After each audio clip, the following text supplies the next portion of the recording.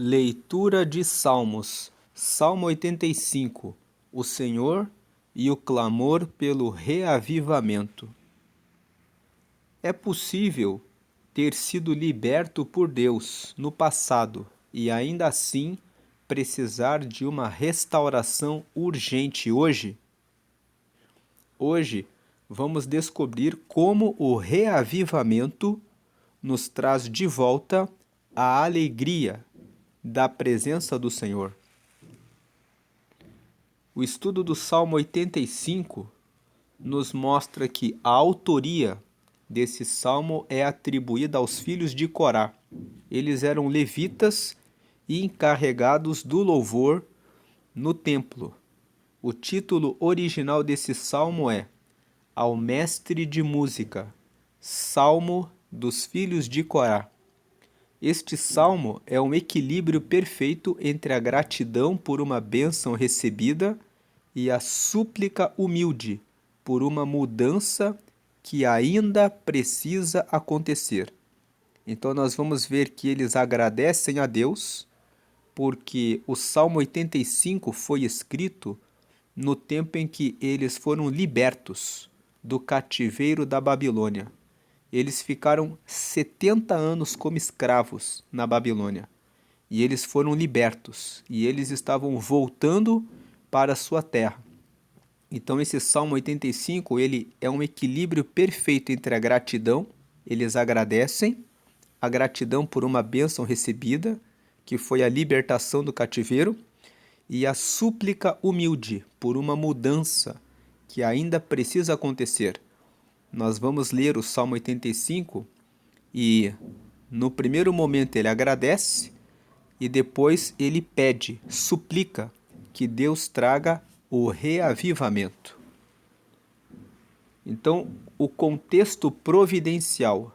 Contexto providencial significa o que estava acontecendo quando o salmo foi escrito. O que Deus providencial fala de providência. O que foi que Deus preparou? Como foi que Deus agiu? Qual foi o contexto do Salmo 85? Então, o Salmo reflete o mesmo cenário dos profetas Ageu e Zacarias.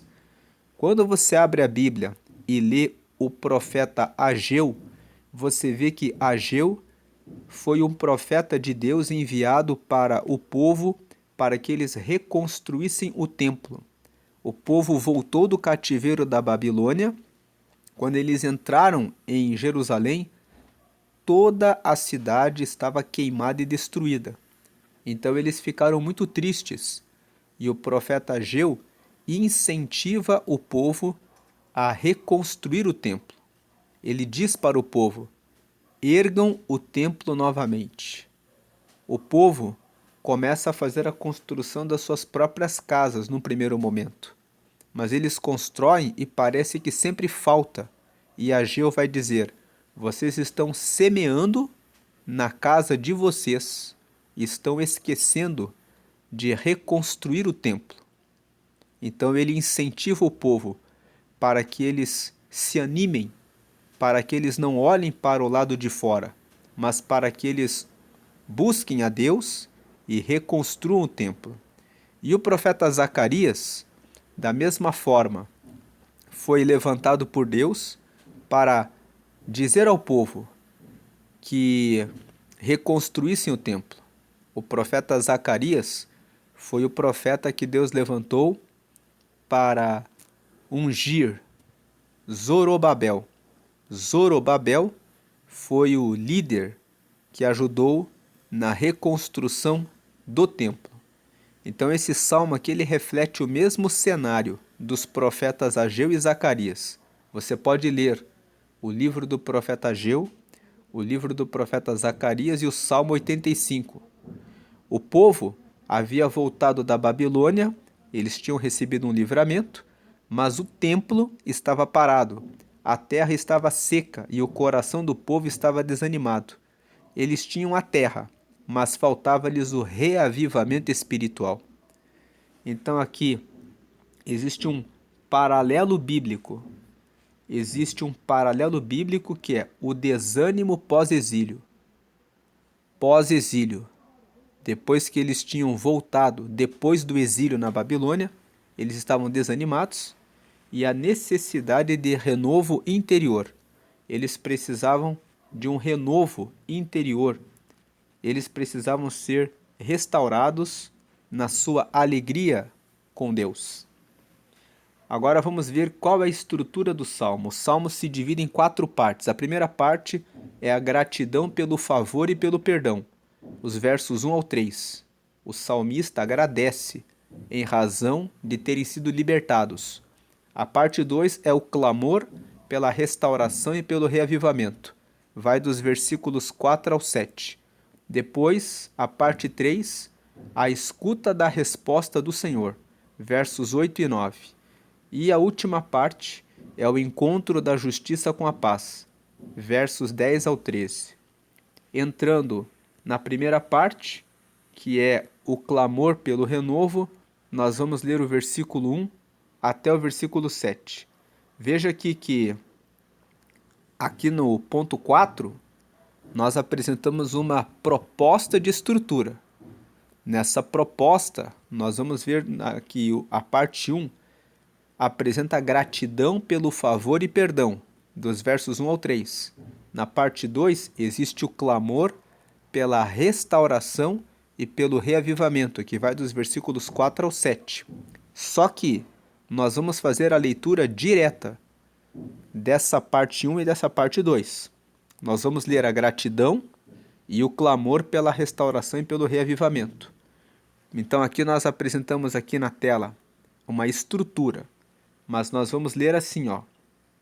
Parte 1. O clamor pelo renovo. Nós vamos ler do versículo 1 ao 7 direto, que abrange a gratidão, aqui a parte 1, a gratidão pelo favor e pelo perdão, e o clamor pela restauração e pelo reavivamento. Entrando aqui na Bíblia, no Salmo 85, estamos lendo na versão Almeida, Revista e Corrigida. Verso 1. Abençoaste, Senhor, a tua terra. Fizeste regressar os cativos de Jacó. Então você já vê aqui. Abençoaste, Senhor, a tua terra. Quer dizer, o Senhor nos abençoou. Por quê? Fizeste regressar os cativos de Jacó. Ele já fala. Nós voltamos do exílio. Nós voltamos do período da escravidão na Babilônia. Nós estamos regressando para a nossa terra. Verso 2. Perdoaste a iniquidade do teu povo, cobriste todos os seus pecados. Selá. A palavra selá significa pausa. Toda vez que você lê na sua Bíblia selá, significa que quando eles cantavam esse salmo aqui onde tem o selá, havia uma pausa. Essa pausa é musical, e essa pausa serve para meditação, para reflexão do que eles estavam cantando. Então essa pausa aqui é: que bom que Deus nos abençoou e nos trouxe de volta para a nossa terra. Que bom que o Senhor agora perdoou a nossa iniquidade. Porque quando você lê o livro do profeta Jeremias, você vê que o motivo que eles foram levados como escravos para a Babilônia é que eles tinham levantado muitos altares e eles queimavam incenso a outros deuses. Deus levanta vários profetas para alertar o povo do seu pecado. Eles não se arrependem, então Deus usa o profeta Jeremias para avisá-los. A Babilônia virá aqui e destruirá a cidade, e vocês serão levados como cativos, ficarão como escravos por 70 anos. Então, aqui, no Salmo 85, no versículo 2, ele reconhece: perdoaste a iniquidade do teu povo, cobriste todos os seus pecados. Então, aqui no verso 1 e 2, e no verso 3, fizeste cessar toda a tua indignação, desviaste-te do ardor da tua ira. Nesses 3 primeiros versículos, nós vemos a gratidão, o agradecimento ao Senhor por tê-los feito voltar para a sua terra e porque Deus limpou a sua ira, a sua indignação contra o povo de Israel. Agora, dos versículos 4 ao 7, nós vamos ver o pedido. 4.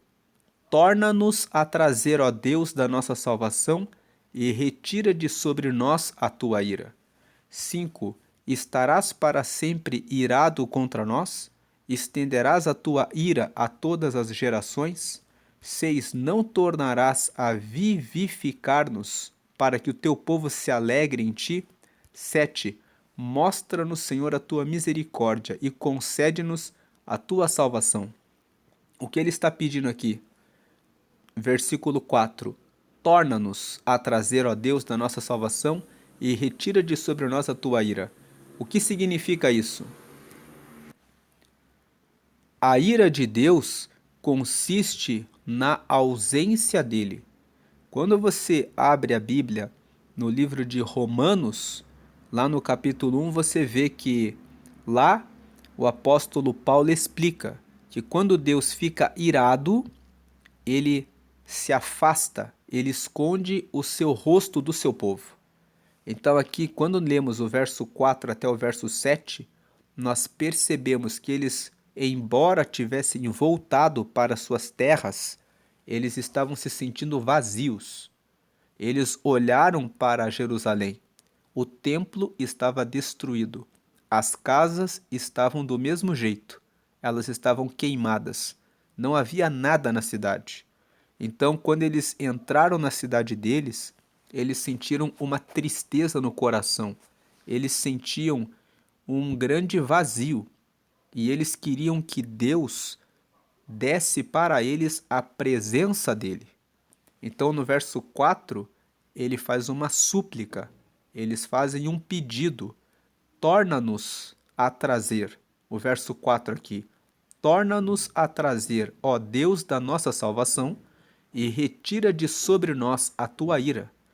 Torna-nos a trazer para onde? Para um avivamento. Então esse Salmo 85, ele é um salmo que fala sobre o Senhor e o clamor pelo reavivamento. Ele quer receber uma reativação, uma alegria que vem de Deus. Então ele pede isso. Torna-nos a trazer, ó Deus da nossa salvação. O Senhor que é o Deus da nossa salvação e retira de sobre nós a tua ira. Enquanto Deus está irado, ele não vai derramar avivamento. Então ele pede, retira de sobre nós a tua ira. Aí o verso 5, ele faz duas perguntas. Estarás para sempre irado conosco? Irado contra nós?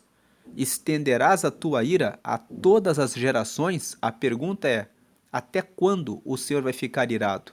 Vai ser para todas as outras gerações? Aí o verso 6, mais uma pergunta. Não tornarás a vivificar-nos, ou seja, não vai voltar a nos dar vida, para que o teu povo se alegre em ti? Ele está pedindo o reavivamento.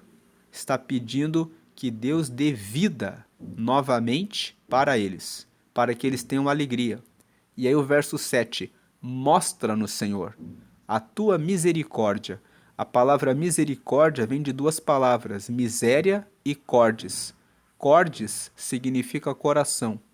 Então, misericórdia significa Deus aceitar as misérias do povo, aceitar os miseráveis, com o coração aberto. A misericórdia, para entendermos bem, é como quando um homem, muito bem vestido, rico e perfumado, vê um mendigo na rua, com trapos, com mau cheiro, e ele vai até o mendigo e ele abraça esse mendigo. Então esse mendigo somos nós.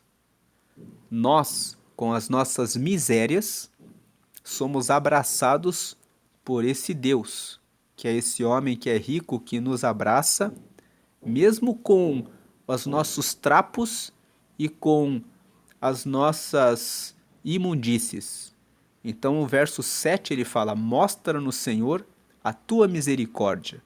Recebe a nossa vida, mesmo com as nossas misérias, e concede-nos a tua salvação. Concede-nos a tua salvação. A salvação aqui é ter a presença de Deus, ter novamente a vida em Deus. Então aqui, nessa primeira parte, nós vemos que existe um clamor de gratidão, agradecimento, dos versos 1 até o verso 3, e para que exista o reavivamento, um pedido para que exista um reavivamento do povo. Agora, voltando para a tela do estudo, nós vimos na primeira parte o clamor pelo renovo. Nós lemos os versos 1 ao 7. Então, nessa primeira parte, nós vimos que o salmista quer reconhecer que o favor de Deus trouxe o povo de volta. O que é o favor de Deus? O favor de Deus é quando ele nos faz um favor. É quando ele faz algo em nosso favor. Então ele quer reconhecer que Deus fez um favor, retirou eles da escravidão e trouxe o povo de volta para suas terras. Versículos 1 ao 3. Aí depois ele faz uma pergunta crucial. Reavivar-nos-ás outra vez? Ele faz uma pergunta. O Senhor vai nos vivificar de novo? E o objetivo do reavivamento é para que o povo se alegre em ti. Nós lemos ali, ele fala assim, alegra-te de novo, mostra mais uma vez o teu rosto sobre nós, para que o povo possa se alegrar em ti. Essa é a primeira parte do Salmo. Agora vamos para a segunda parte, que é a voz da paz. Nós vamos ler os versículos 8 e 9. Verso 8. Escutarei o que Deus,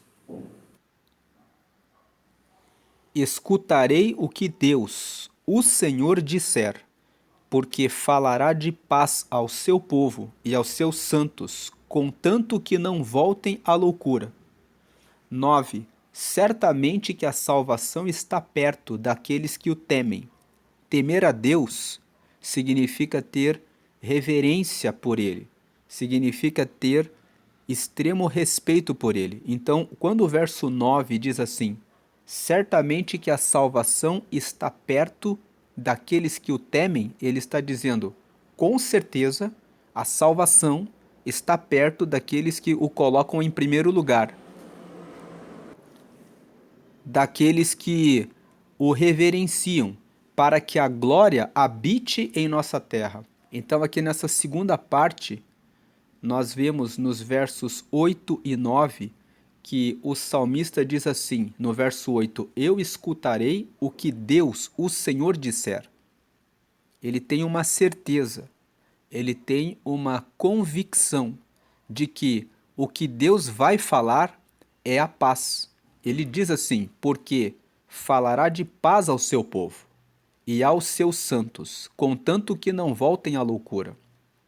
Você percebe pela leitura do verso 8 que o salmista ele fala assim, eu vou ouvir o que Deus vai dizer, o que Deus disser. Por quê? Porque ele parte de uma premissa, ele parte de uma convicção que ele carrega no coração dele.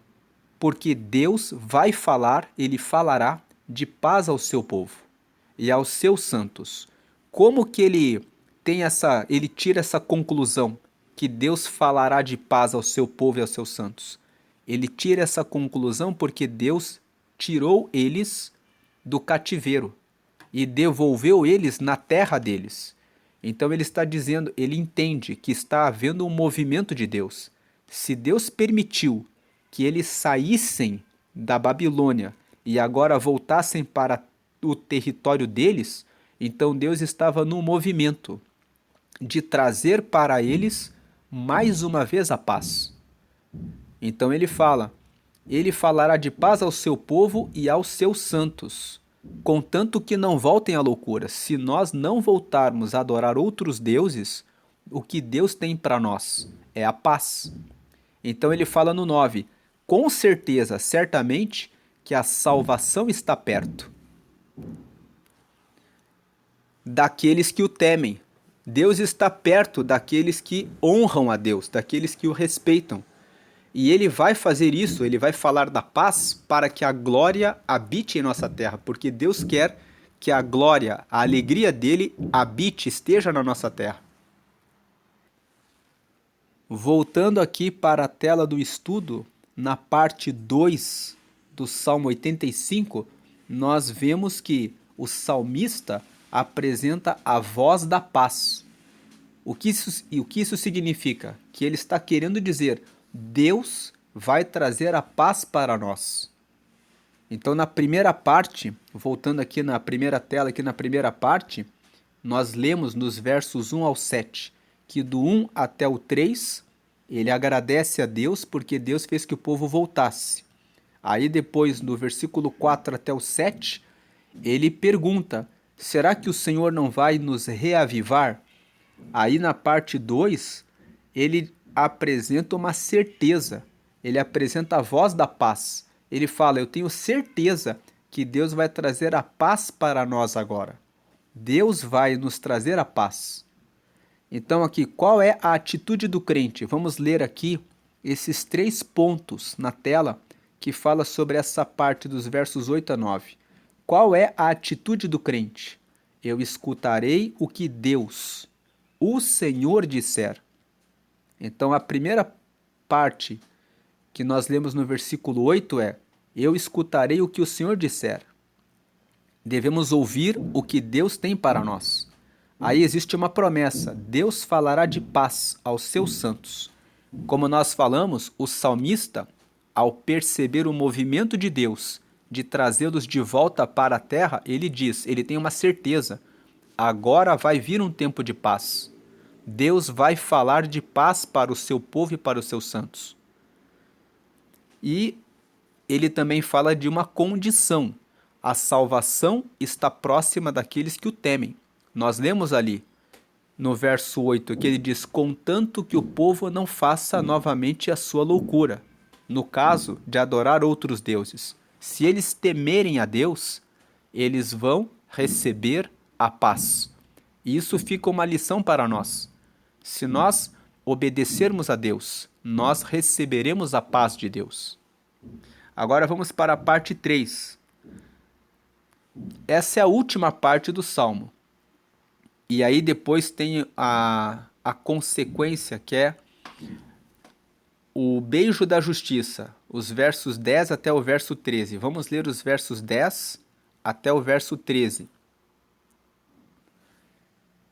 Verso 10. A misericórdia e a verdade se encontraram, a justiça e a paz se beijaram.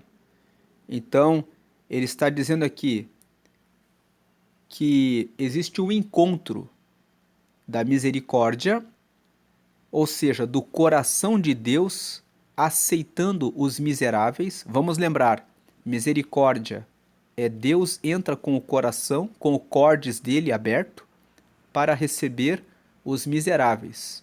Então, a misericórdia, Deus com o coração aberto para receber os miseráveis, os que tinham pecado, e a verdade. Qual é a verdade? Que Deus agora trouxe a libertação do povo e Deus quer trazer a paz para eles.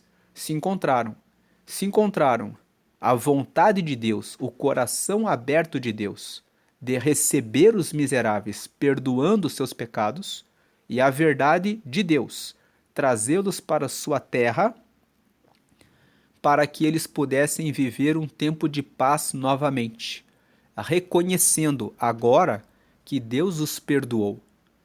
E os dois se encontraram, a misericórdia e a verdade se encontraram. A justiça e a paz se beijaram. A justiça significa a vontade de Deus.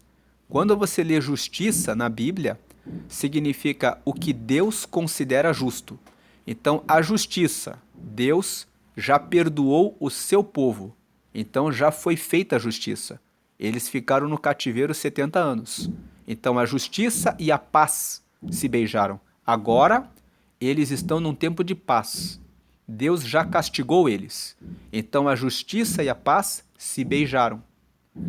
Agora o versículo 11. A verdade brotará da terra, e a justiça olhará desde os céus. A verdade brotará da terra significa a promessa de Deus de que agora Ele quer abençoar o seu povo. Essa é a verdade. A nova verdade de Deus é: eu quero abençoá-los. Brotará da terra. Deus vai fazer com que as terras produzam o seu fruto. Ele vai trazer a prosperidade para o seu povo. Porque ele está no novo tempo, como nós lemos no verso 10.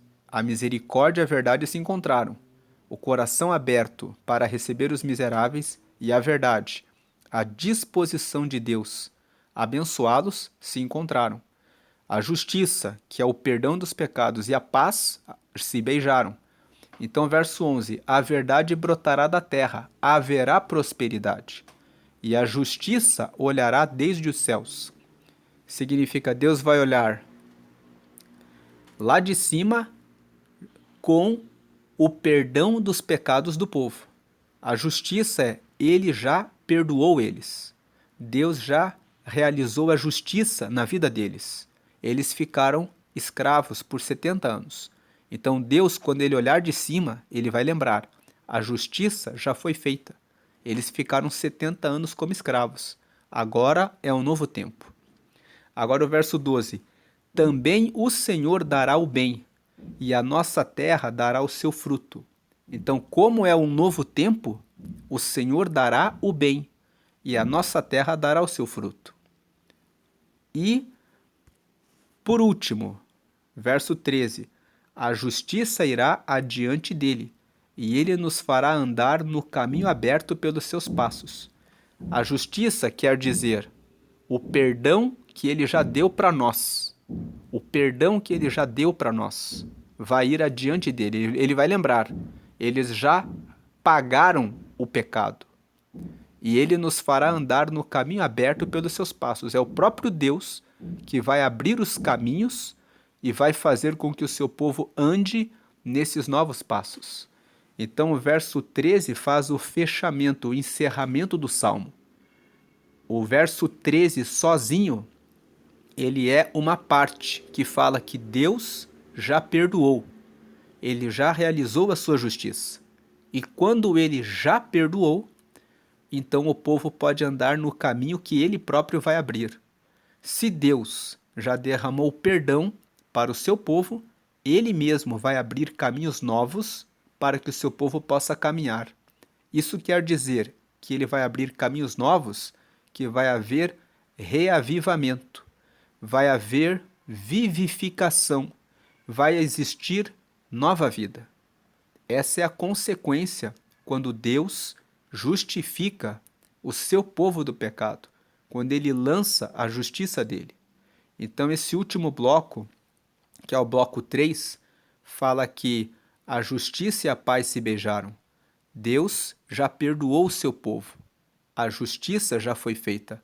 Agora vem o momento da paz. Então a justiça e a paz se beijaram, ou seja, elas estão conectadas. Agora houve justiça e também existe paz.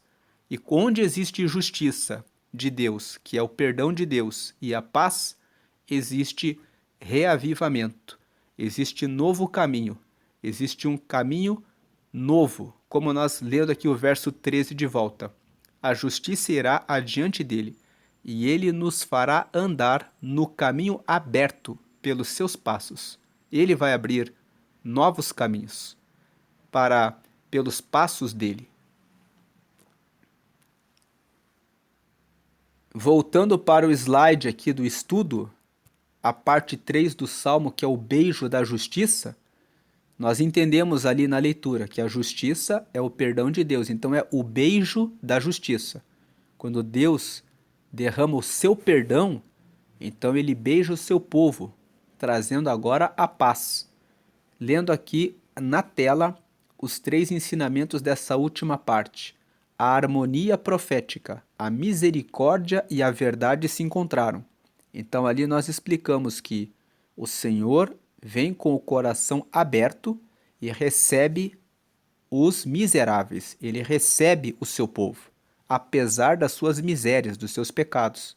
Ele vem com o coração aberto, misericórdia, para receber os miseráveis, e então ele traz a verdade dele. Agora a verdade é: vou abençoá-los, porque estou derramando a misericórdia, o castigo já foi aplicado. Agora vem a verdade que ele vai abençoar o seu povo. Então agora está havendo uma harmonia profética. Misericórdia está alinhada com a verdade. Agora, o segundo ponto ali, a união na cruz. A justiça e a paz se beijaram. Quando nós colocamos aqui a união na cruz, essa cruz aqui, nós estamos nos referindo a Jesus. Da mesma forma como o povo pecou e eles ficaram escravos 70 anos na Babilônia, e Deus os perdoou e os trouxe de volta para a sua terra e trouxe a paz, nós, humanos, estávamos longe de Deus pelos nossos pecados. Deus enviou Jesus. Jesus morreu por todos nós e derramou o sangue dele na cruz para nos perdoar os pecados. Jesus é a justiça de Deus. Todo aquele que aceita Jesus recebe o perdão dos seus pecados. Ele recebe a justiça de Deus.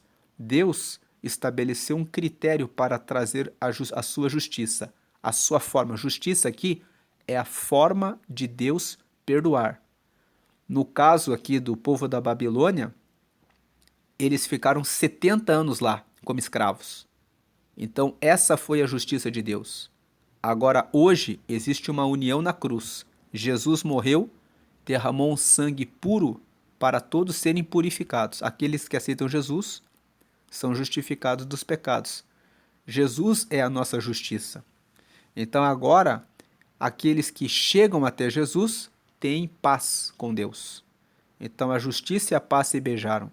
No caso dos israelitas, no Salmo 85, eles receberam o perdão porque pagaram 70 anos de escravidão. E agora o último ponto, a consequência. A terra dará o seu fruto e o caminho será reto. Na verdade, essa consequência corresponde ao ponto 4 da estrutura do Salmo. Nós colocamos aqui junto com o ponto 3 como uma consequência, mas esse é o ponto 4. Se nós voltarmos aqui na estrutura do Salmo, você vai lembrar aqui que a estrutura do Salmo, primeira parte, gratidão pelo favor e perdão a Deus, que vai dos versos 1 a 3. A segunda parte, o clamor pela restauração e reavivamento, versos 4 e 7. Nós reunimos a parte 1 e 2 aqui no clamor pelo renovo e fizemos a leitura direta dos versos 1 até o 7. Então nós agrupamos aqui essas duas primeiras partes, a gratidão pelo favor e perdão dos versos 1 ao 3 e o clamor pela restauração e reavivamento, versos 4 ao 7. Depois nós lemos a segunda parte do Salmo, que aqui na estrutura está na parte 3, a escuta da resposta do Senhor. A resposta do Senhor é a voz do Senhor. Nós lemos aqui na segunda parte, a voz da paz, versos 8 e 9. E aí depois nós lemos a parte 3, que é o encontro da justiça com a paz, dos versos 10 ao 13. Mas essa que corresponderia à parte 4.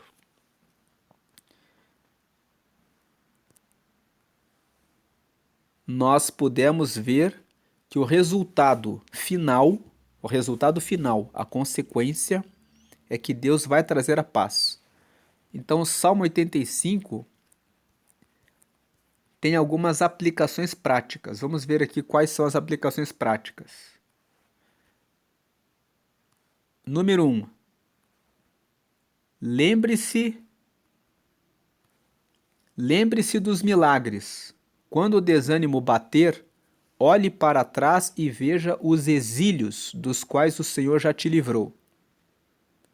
Então, o Salmo 85, eles lembram, estávamos no exílio e agora estamos de volta à nossa terra. Lembre dos sofrimentos que você já passou e que Deus já te livrou. Deus estava trazendo o povo novamente para a sua terra. Aplicação prática 2. Reavivamento traz alegria. O sinal de que estamos sendo renovados não é o barulho, mas o prazer real e a alegria em servir a Deus. Então tem muitas pessoas que fazem muito barulho, oram alto, querem mostrar que estão alegres, mas o reavivamento verdadeiro, ele traz paz no coração. Agora, aplicação prática 3. Pare para ouvir. Muitas vezes não recebemos o renovo porque estamos falando demais e escutando de menos a voz do Espírito. Agora, aplicação prática 4. Fidelidade sustenta a paz. Deus promete paz, mas nos adverte a não voltarmos à insensatez dos velhos caminhos. Nós devemos andar no caminho certo. E a aplicação prática 5. Olhe para a cruz. Somente em Cristo a verdade que nos condena pôde se abraçar com a misericórdia que nos perdoa. Então, em Jesus, nós recebemos o perdão dos nossos pecados, a misericórdia de Deus sobre nós. Terminando aqui o Salmo 85, a justiça e a paz se beijaram. Então, Jesus morreu por todos nós. Ele se fez a justiça de Deus por nós. Ele morreu por todos nós e Deus recebeu isso como nossa justiça. Deus olha para do céu e ele fala: Jesus já morreu por eles. Então, eles já estão perdoados, os que aceitam a Jesus. E ele derrama a paz sobre todos os que estão com ele. Então aqui diz o versículo: a misericórdia e a verdade se encontraram. A justiça e a paz se beijaram. Esse é o Salmo 85, o versículo 10. Deus, ele abriu o coração dele para receber os miseráveis, a misericórdia. E a verdade se encontraram. Ele está com o coração aberto e ele enviou Jesus. Vamos lembrar de mais um detalhe. João, capítulo 14, verso 6, Jesus disse: eu sou o caminho, a verdade e a vida. E ninguém vem ao Pai senão por mim. Então a misericórdia, Deus com o coração aberto para receber os miseráveis, e a verdade, Jesus, se encontraram. Deus encontrou Jesus, que derramou o seu sangue na cruz. E quando ele viu o sangue que Jesus derramou na cruz, ele nos trouxe a justiça, ou seja, ele nos justificou e ele derramou sobre nós a paz. Então hoje nós temos paz com Deus, graças a Jesus. Diante do que nós estudamos no Salmo 85, que Jesus é a justiça de Deus para nós, ele é o que nos perdoa os pecados. Quando Deus olha para Jesus e ele vê que nós recebemos Jesus, nós estamos na justiça de Deus, e estar na justiça de Deus significa receber a paz dele e significa receber vida nele. É necessário aceitá-lo, aceitar a Jesus. Então aqui na tela está a oração de confissão, para que você que ainda não entregou a sua vida para Jesus possa aceitá-lo. Faça essa oração comigo agora. Faça essa oração aqui lendo na tela, juntamente comigo. Diga: Senhor Jesus, ligue o seu pensamento com Deus e diga: Senhor Jesus, eu te aceito como meu único Senhor e Salvador. Perdoa meus pecados e me dá o teu Espírito Santo para me guiar até o céu. Escreve meu nome no livro da vida, em nome de Jesus. Amém. Agora que você recebeu a Jesus, procure ler a Bíblia para que você conheça mais a respeito da vontade de Deus para a sua vida. Procure estudar mais a Bíblia e também participe de uma comunidade de fé, de uma igreja em que você se sinta bem, em que você perceba que a liderança tem um compromisso sério com Deus, para que você possa entender a palavra de Deus. Muitas igrejas têm trazido escândalos horríveis, mas você não deve ficar escandalizado. O próprio Jesus disse que haveria escândalos, mas Quem morreu por você foi Jesus, e ele não deu nenhum escândalo. Então procure uma igreja onde a liderança ainda tem compromisso com Deus e participe dos estudos para que você conheça a Bíblia e se aproxime dele. Vá em uma comunidade de fé que prega que somente Jesus salva e somente Jesus traz a vida. Deus abençoe a sua vida grandemente. Continue conosco estudando os Salmos. Deus abençoe.